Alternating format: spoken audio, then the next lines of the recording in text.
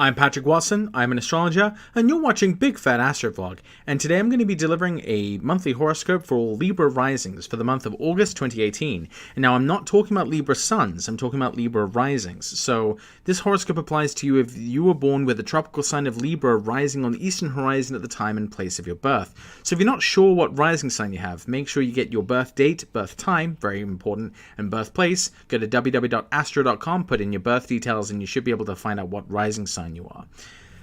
So the reason I'm able to tell kind of generally what will be happening with all Libra risings is because of whole sign houses. The signs' relationships to the ascendant show us what house topics each sign will be taking on. So as you can see here, I have all of the 12 house topics written out here in this middle ring, so you can kind of see that and reference it while I'm talking about it. And in the second ring, I have the positions of the planets, and I have a key here showing you what the glyphs, what planets each glyph represents, because I know that can be kind of tricky to get a hold of when you're not really familiar with it. And then, of course, the names of the zodiac signs in the outer ring.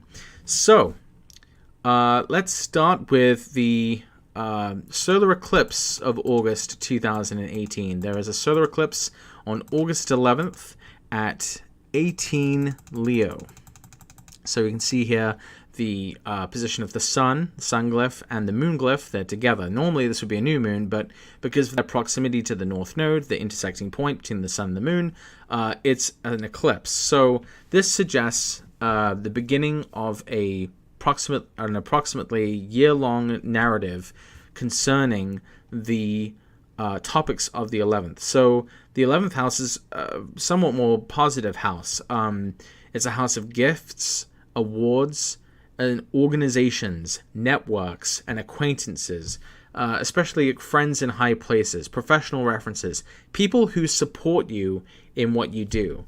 And it also shows like what you get for what you've done, right? That's why it has to do with like gifts and awards. So a 12-month like focus on like those topics potentially, indicates like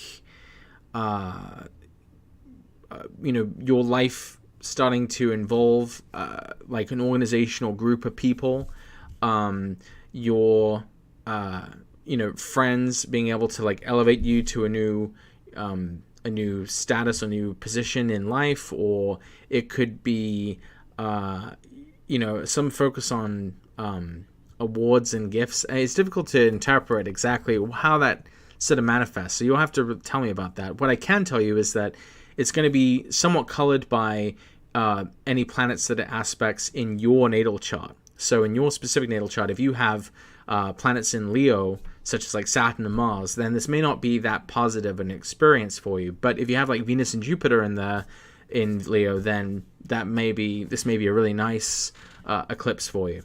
What we can tell generally is that it's conjunct Mercury in Leo, and it's square Jupiter in Scorpio. So let's talk a little bit about Mercury retrograde for a minute. Mercury retrogrades are notorious for being times of miscommunication, right?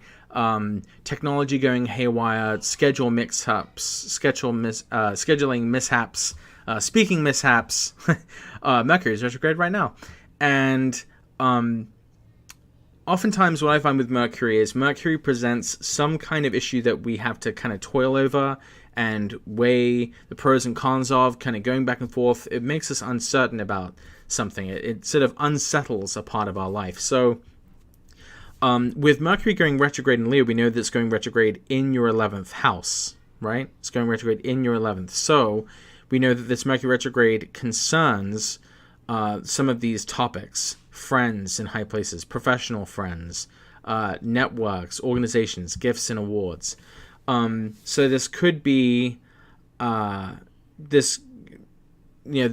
are ways that Mercury could, kind of unsettle those issues.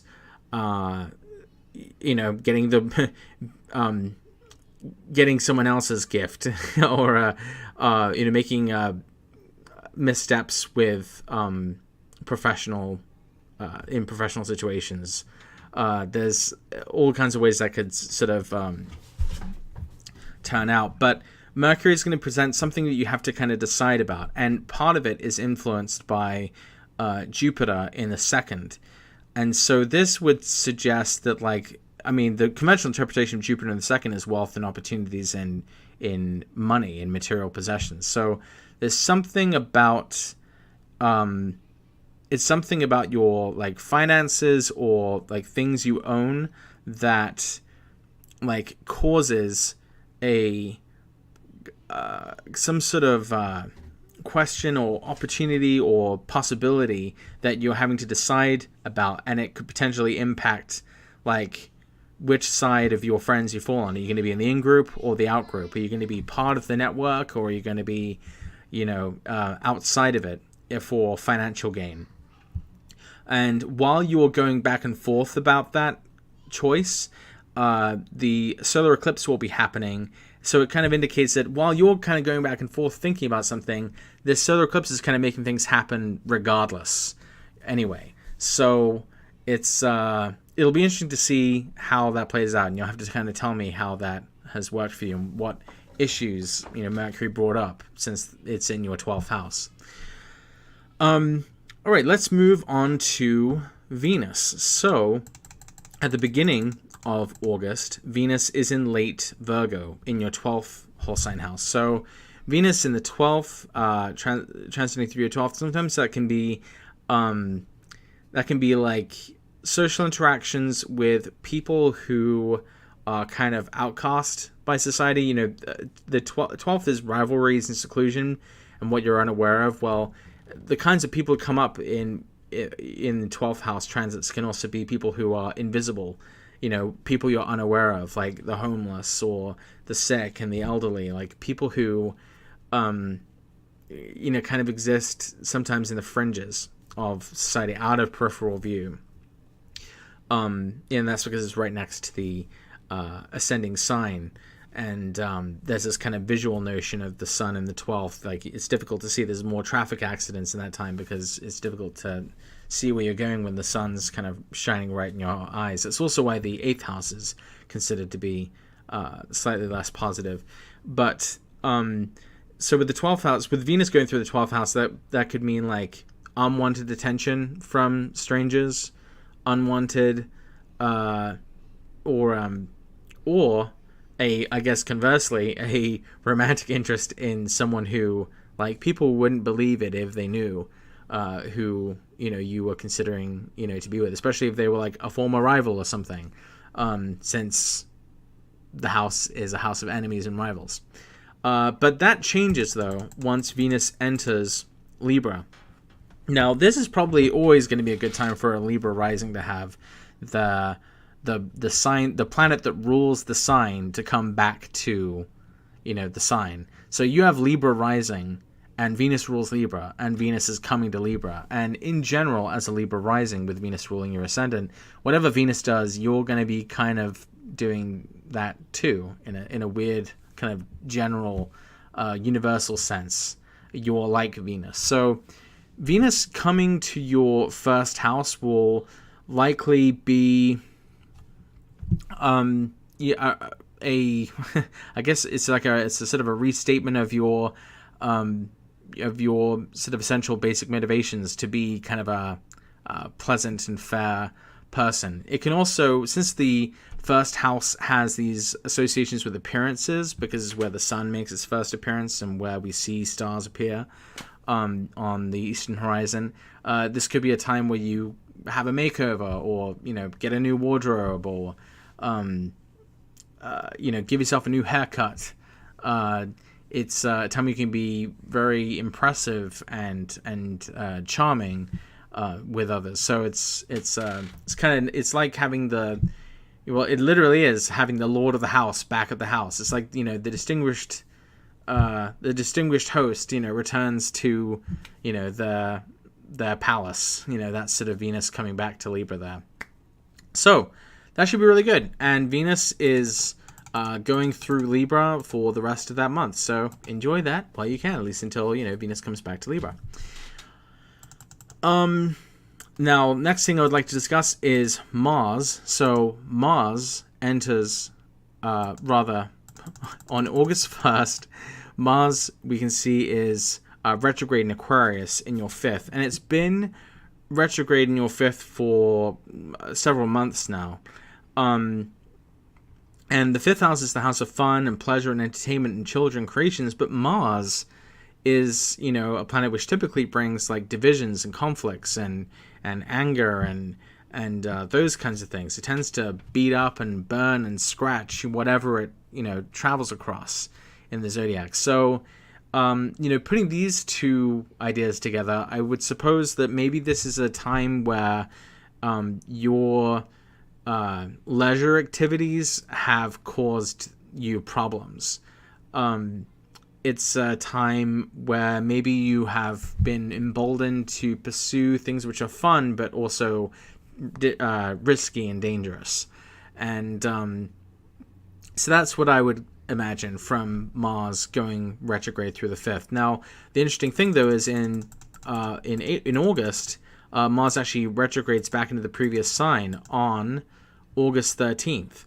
So it goes from the 5th house of fun, pleasure, and entertainment to the 4th house of home and parents and one's private life.